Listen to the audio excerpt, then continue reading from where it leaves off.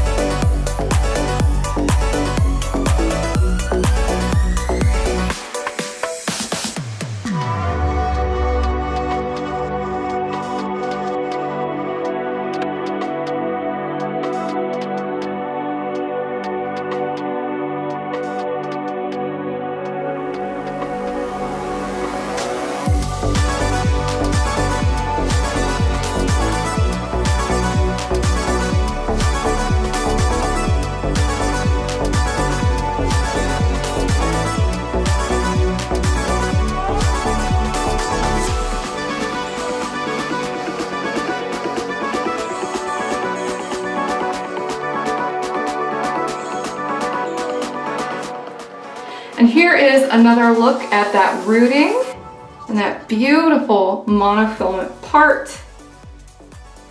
I mean, look at how great that rooting is. It just kind of blends right in. And it's such a tasteful color. I love the coloring here. And then there's that lace front. The hair density on Larissa is very natural. All of the body you see here comes from the texture of the hair, which has this very large, open, sort of sloppy chic, sort of barrel curl going on. The curls start lower on the hair shaft. They start right around here, which is right below my cheekbones.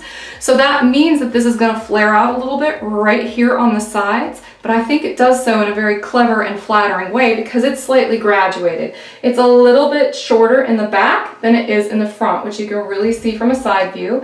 That brings out the most of the curls in the back and the sides while leaving the front a little bit straighter, so it's a nice frame for your face, no matter what your face shape. This one's gonna have a very high degree of versatility in terms of what face shapes can get away with it because it has a moderately low profile. Not a whole lot of permatease in this one either. You can probably tell this one sits very close to the face. So even though she's got some body, she's very lightweight, she's very comfortable. Delicate, baby fine hair fibers. It's meant to feel like European human hair, even though it's synthetic. So let me show you this curl pattern up front. You can see what I mean. It's kind of like in between a corkscrew and a barrel. It's big, it's open, it's beautiful, very feminine, almost a little retro, if it weren't for the fact that it's slightly deconstructed. The face features these beautiful layers that sort of sweep inward. Here's what the cap construction looks like on Larissa. She has a lace front, and it's a gorgeous pre-cut translucent lace front. The lace is an ultra-fine Swiss lace, which means that it's extremely soft, extremely pliable. This is not a stiff lace. Now the trade-off is that makes it more delicate. So you have to be extremely careful how you handle the lace on a wig that uses ultra-fine Swiss lace. So to clarify, brands like Jon Renau use fine Swiss lace. The ultra-fine has even smaller holes and does not really form sharp edges. So it's very nice if you have a sensitive scalp or you get easily irritated by conventional lace front wigs. It has really nice fuzzy felt here on the ear tabs, as well as a generous band of elastic here in the back. It has these beautiful Velcro adjusters and an extended felt nape. But this is an easy one to wear. She washes and dries beautifully, and this wig will keep this style its entire life. Because that's the great thing about conventional synthetic hair. You don't have to style it or put a curl in or anything like that. It's built in and it stays that way. I love that. The color won't fade either, which is fabulous. I'm so happy to finally be able to bring this brand to you. And if the first 3 we launched do well, we'll continue to add to the line. So make sure that if you're interested, that you kind of vote with your dollars and tell us which colors and styles you dig. And then we will take that information like any good entrepreneurs would, and we'll bring you more of that kind of stuff. It's kind of fun how it works out. Anyhow, I'm CysterWigs. You know, I sort of do stuff over at CysterWigs, which is CysterWigs.com. I just finished watching Bohemian Rhapsody, so I'm a little jazzed. Probably one of my favorite things in the universe is the band Queen. I'm obsessed. I already have my mind set on the fact that like once I finally get some of the skin removed and the scar heals, it'll be like 2 years from now or whatever, I kind of want to get a Freddie Mercury tattoo to cover up the scar. Just a thought I had, channeling Freddie. But if you ever see like Freddie's head, you know, one time when I'm wearing like a short sleeve shirt someday in the future and his head keeps rubbing up against the inside of my boob, then you will know that I went ahead and got that tattoo after all, because I don't know.